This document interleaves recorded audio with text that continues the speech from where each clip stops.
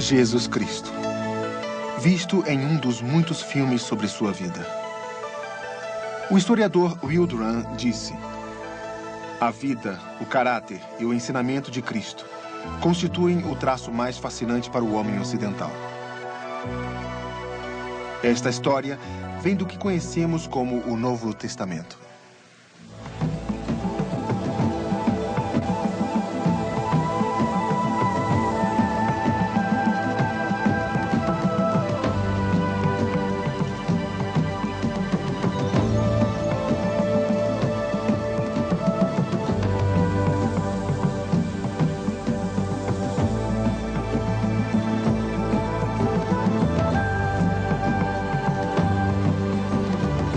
Numa distribuição Comev.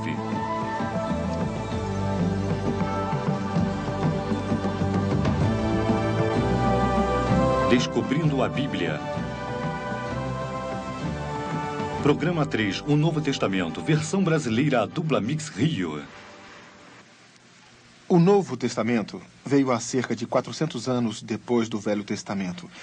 Mas o Novo é profundamente enraizado no Velho.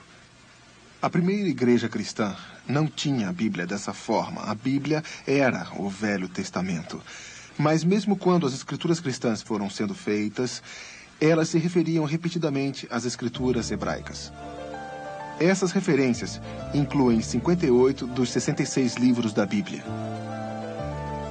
Jesus era um judeu. Seus primeiros seguidores eram, na maior parte, judeus. Eles estavam ancorados no Velho Testamento e acreditavam que Jesus era o cumprimento da promessa de Deus ao seu povo, como nas antigas Escrituras.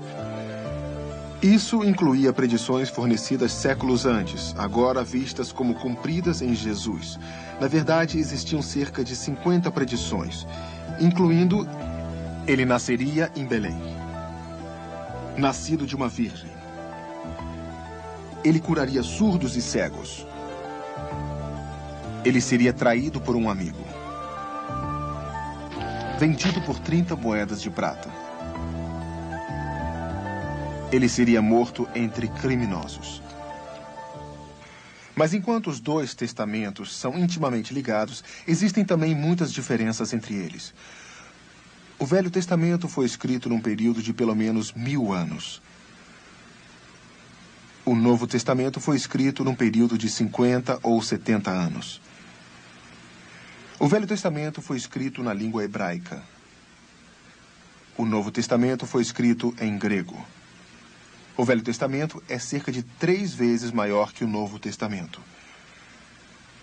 O Velho Testamento se concentra fundamentalmente em povo, Israel. O Novo Testamento se centra principalmente em uma pessoa, o Messias, Jesus de Nazaré. Os livros do Novo Testamento. Existem 4 seções principais no Novo Testamento. Primeiro, temos os 4 evangelhos, ou narrações sobre Jesus. Há a história da primeira igreja, chamada o Livro de Atos. Então temos a correspondência das pessoas, em forma de 21 cartas ou epístolas, a maioria escrita por líderes e endereçadas aos problemas das jovens igrejas. O último livro, a Revelação, ou Apocalipse, mostra como Deus, em Cristo, irá consumar a história, julgar todos os povos e nações e trazer um novo céu e uma nova terra. Por que o Novo Testamento foi escrito, os Evangelhos? Depois que Jesus os deixou, os primeiros cristãos sempre se encontravam e cultuavam nas sinagogas. Mas depois da destruição do templo judeu em Jerusalém no ano 70 depois de Cristo, quando os cristãos não lutaram ao lado do povo judeu contra os romanos, cristãos e judeus tiveram seus caminhos separados. Os cristãos se encontravam nas casas e, adicionalmente às escrituras do Velho Testamento, eles contavam histórias de Jesus, que foram transmitidas pelos apóstolos de Jesus. Mas a igreja estava se alastrando como fogo no Império Romano. Pela Ásia Menor, leste europeu, norte da África, até mesmo no centro do poder em Roma. Como a palavra se espalhava, a transmissão das primeiras testemunhas de Jesus precisava ser copiada, distribuída de lugar em lugar. A necessidade dos evangelhos também se tornou evidente quando a igreja compreendeu que, embora o Senhor voltasse a qualquer momento nas nuvens, eles realmente não sabiam o tempo que levaria antes da sua volta. Então, eles precisavam das histórias dignas de confiança sobre a vida e palavras de Jesus. Então, dentre as várias histórias, 4 foram aprovadas para o uso nas igrejas. Mas por que 4 evangelhos? Podem ser as palavras verdadeiras de Jesus, já que foram escritas anos depois dele as ter dito? Existem 4 evangelhos diferentes porque os 4 autores escreveram com diferentes propósitos e objetivos em mente. Parece que Mateus concentrou ou endereçou aos judeus. Marcos fez um resumo. Um evangelho de ação rápida. Lucas, um médico gentil, escreveu mais para os gregos. E João, o último a escrever, segue mais uma reflexão pessoal e teológica do que os outros. Então, eles oferecem visões de Jesus de 4 ângulos diferentes, como uma transmissão de um jogo onde diferentes câmeras cobrem o mesmo jogo, mas oferecem uma variedade de diferentes ângulos ou perspectivas. Mas nós realmente temos as palavras de Jesus? Jesus nunca nos deixou nada escrito sobre seus ensinos. Isto veio de seus seguidores mais próximos. Eles poderiam se lembrar exatamente de tudo o que ele disse durante o período de 3 anos em que eles passaram juntos?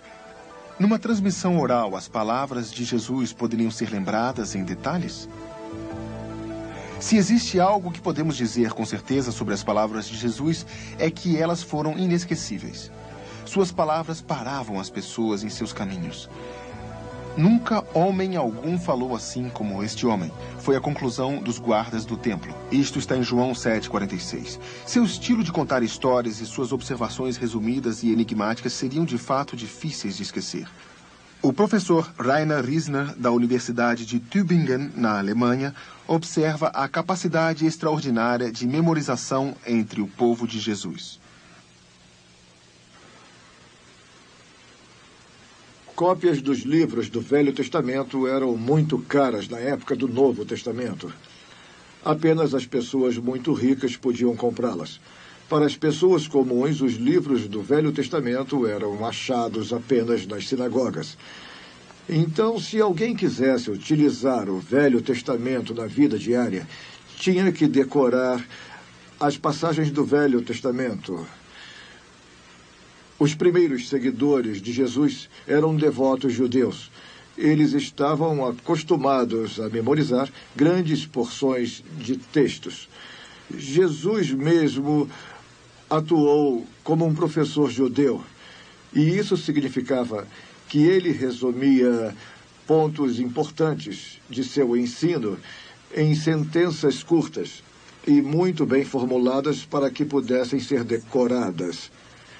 Essas sentenças ele também formulava em esquemas poéticos, como, por exemplo, em analogias. Para dar um exemplo, Jesus disse: quem ama a sua vida, perdê-la-á, e quem, neste mundo, aborrece a sua vida, guardá-la-á para sempre. Essa sentença pode ser memorizada e de imediato, mas a maioria de seus ensinamentos, Jesus repetiu em diferentes ocasiões e para diferentes ouvintes. Então, aqueles discípulos que o acompanhavam o tempo todo puderam ouvir os resumos dos ensinos e memorizá-los muito bem. Mesmo em nossos dias, alguns consideram não ser uma grande proeza se empenharem em memorizar todo o Evangelho. E outra vez começou a ensinar junto ao mar. O ator Alec McGowan mantém audiências em que apenas um homem recita no palco, que consiste em nada mais do que a declamação do Evangelho de Marcos. Ele declama durante algumas horas. Palavra por palavra, todo o Evangelho é relembrado e repetido. Ele lhes dizia em sua doutrina: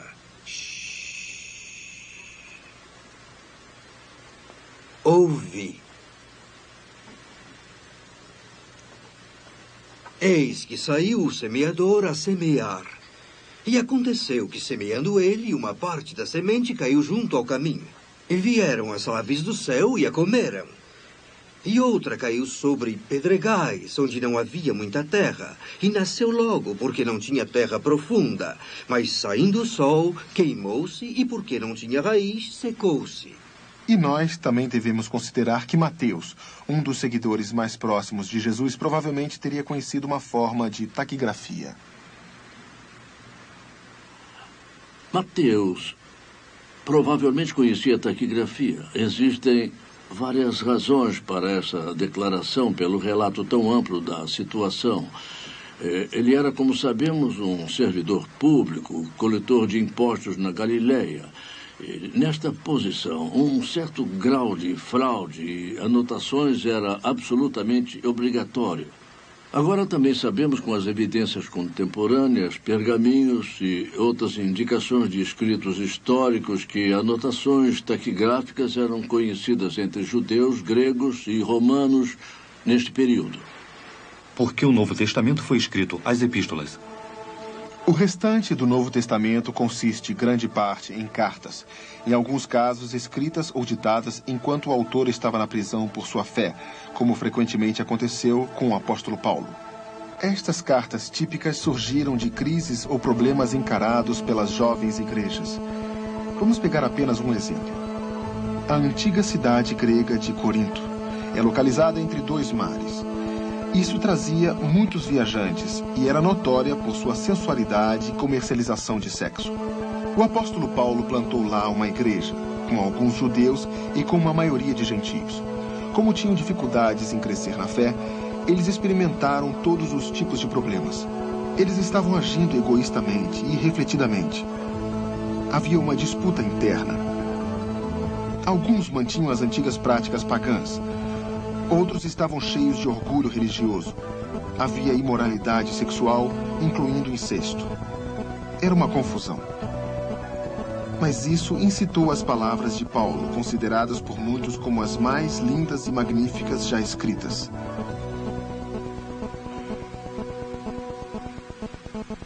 Ainda que eu falasse as línguas dos homens e dos anjos e não tivesse amor, seria como o metal que soa ou o sino que tine.